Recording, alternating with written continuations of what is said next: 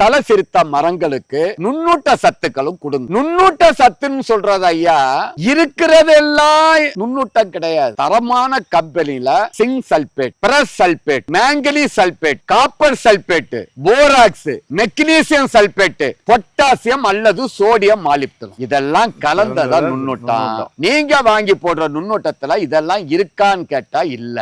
தரமான நிறுவனத்துல தான் வாங்கி போடணும். அது தலை சிறுத்த மரங்களுக்கு வருஷத்துக்கு 1 கிலோ தென்னை நுண்ணூட்ட சத்தை 3 மடங்கா பிரிச்சு போடும். ரெண்டாவது, அதே மாதிரி தலை சிறுத்த மரங்களுக்கு வேப்பங்கிழதலை, எருக்கங்கிழதலை இதெல்லாம் நிறைய கொடுத்துட்டோம். தென்னை மரத்தினுடைய தலை சிறுத்த நோயை ஆரம்ப ஸ்டேஜ்ல கட்டுப்படுத்துறதுக்கு நம்ம தாத்தா காலத்து பாட்டி காலத்து வைத்தியத்தை சொல்லுவோம். குளத்து பொறுக்குன்னு சொல்லுவாங்க. ஒரு 50-100 கிலோ தென்னை மரத்து தூர்ல போடுங்க, தலை சிறுத்த மரமும் மாறிடும், காய்க்காத தென்னை மரமும் கொலை கொலையா காய்க்கும்.